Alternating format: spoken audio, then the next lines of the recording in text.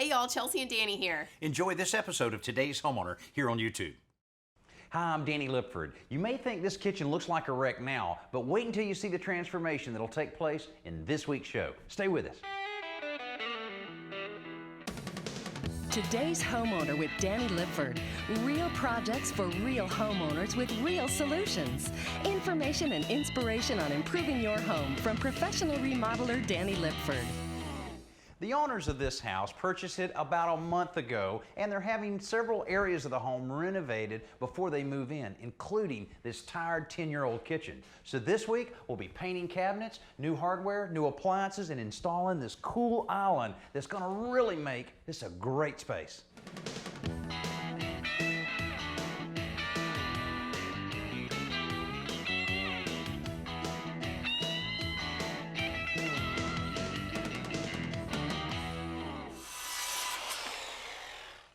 Welcome back to the show. Now, in addition to all the work we talked about in the kitchen that's about to take place, there's a lot of work that's taking place in this area of the home. Now, originally, this was a back screen porch, but the previous owners decided to convert it to interior space, and we're going to convert it back to a screen porch. Now, we'll be doing that by taking the existing windows, moving them right into the new wall section here, also installing a new door unit here with plenty of glass and the ability to open both the doors and the windows to get a nice breeze into their new kitchen.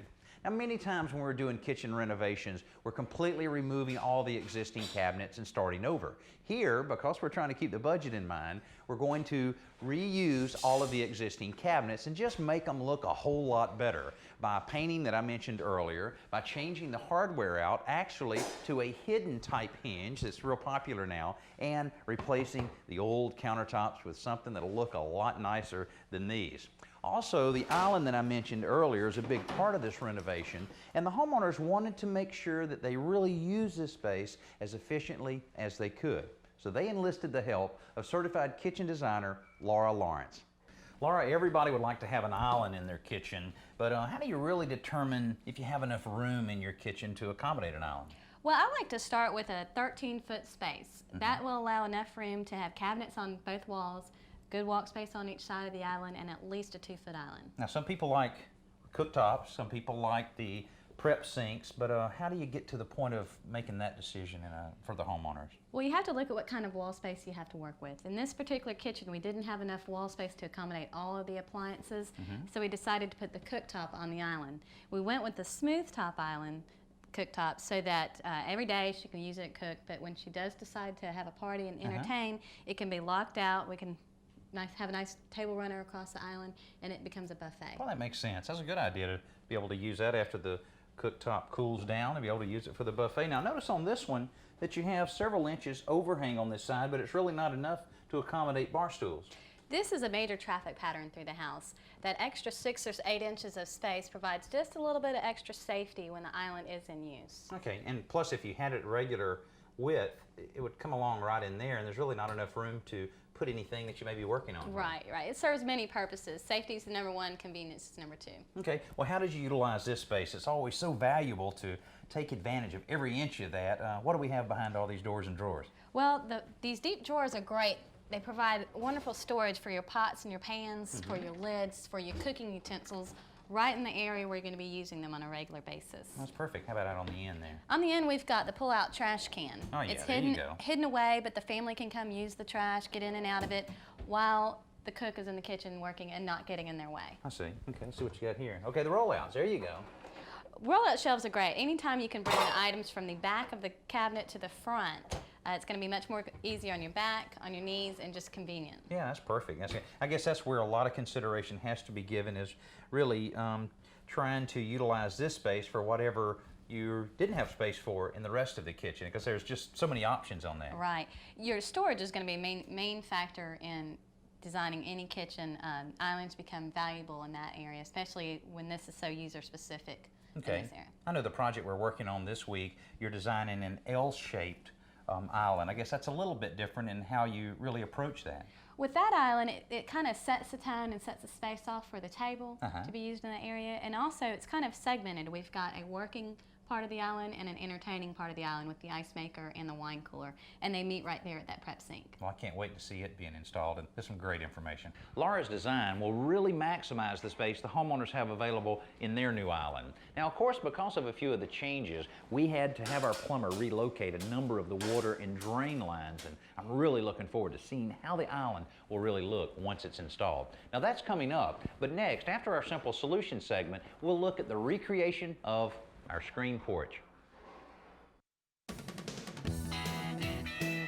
Get ready to review your fix-it list as Danny and home repair expert Joe Trewini show you this week's simple solution, brought to you by DuPont Tyvek. Build it once, build it right. A very common home repair is repairing nail pops in drywall. In this case, Danny, we had a couple of nails that popped out, and I used a knife just to expose the heads, and I pulled out the old nails with a pair of needle nose pliers, put in 2 long drywall screws, and went over the patch with some new joint compound. Now, I see a lot of homeowners that do a pretty good job in patching holes like this, but after it's painted, you still see right where the patch was. Yeah, the problem is that the joint compound dries really flat and smooth, and the wall around it typically has some kind of texture. This is a orange peel.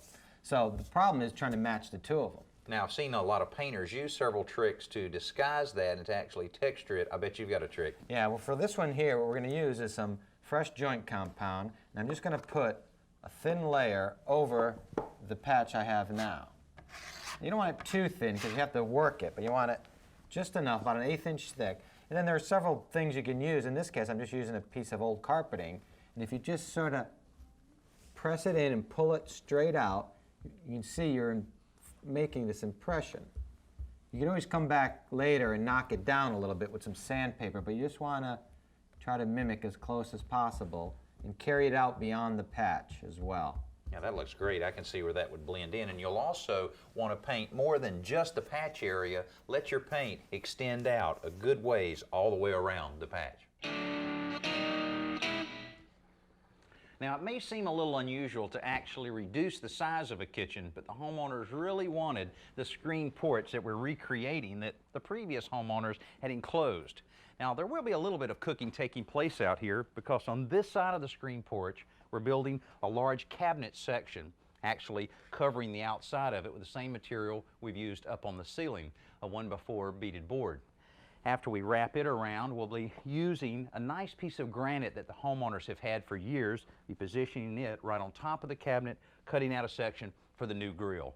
Behind the grill, backsplash area out of ceramic tile, and then a nice vent hood to make sure no smoke stays on the screen porch. Of course, on either side, we'll have screen panels. Then, here on the back wall, we'll also have screen, and we framed it up using a 2x6 treated wood. Now, one thing that we always like to do with any type of porch, back porch, screen porch rather, is to have a nice weep hole channel running all the way through the bottom plate. That way, if any water blows in from a rain, it'll drain right back outside. Now, later on, we'll be putting a little piece of screen in that channel to make sure no insects get inside to enjoy it as well.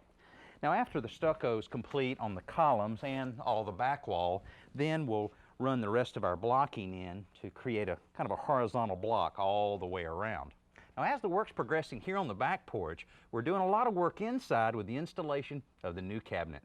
The new kitchen design calls for a new oven and microwave cabinet to sit between 2 existing pantry cabinets. Now, one of these pantry cabinets was removed and taken to the cabinet shop early in the project to ensure that the new cabinets were built to match the old in every aspect of its construction. The only visible difference is that the old cabinets are stained and the new ones have been primed. And no finish paint has been applied because that'll be done after the cabinets are in place. If some were sprayed in the shop and others were brush painted in place, there would be a noticeable difference between the old and the new. Once all of the cabinets were installed, the painting process began. Now, we're at the stage where all of the priming has been completed and the finish coat is ready to be applied. Now, the homeowners sold their previous home a little earlier than they expected, so they had to move into the home and put up with this partially finished kitchen for a little while. But it won't be long. I'll have the finish coats on the cabinets, and we'll be replacing their current plywood countertops with the new granite countertops. Now the homeowners decided to have all of the cabinets brush painted by a painter that they've used on previous houses. Now this is a very common do-it-yourselfer type project, so we thought we would talk with the painter that's on the project, Sherry Hewitt, to give us some tips on painting kitchen cabinets. The most important thing is preparation. You have got to make sure that they are absolutely 100% grease-free, especially in a kitchen area such as this. These have already been pre-scrubbed with denatured alcohol, and that acts not only to take off the grease, but it also acts as a deglazer. It'll take some of this shiny finish off. The next step is a really light sanding. That's just to give you a tooth, which I did with the sandpaper, and now I'm using an oil-based stain blocking primer, and I'm putting it on with a roller just because it makes it faster to get the paint on there. I am still of the opinion that woodwork that is going to receive a lot of wiping down, washing, I still prefer to use oil-based paint. I think it's just a little bit more durable. I cannot stress enough preparation, because grease and paint just do not mix, and kitchens and grease are synonymous. Sherry had some additional prep work to do in this kitchen because the homeowners changed from a surface mount type hinge to a concealed type hinge that are real popular today. But to fill the screw holes and the hinge impressions from the old hinges, she used a plastic wood compound to fill the voids, then sanded it nice and smooth. Now you can also use a 2-part automobile body filler to do this, and works great and dries real quick as well. Now the next step is to apply the finish coat of paint, which we'll be using an oil base because Sherry and a lot of professional painters prefer the durability that an oil finish will provide. You can use latex, but it's not quite as scrubbable.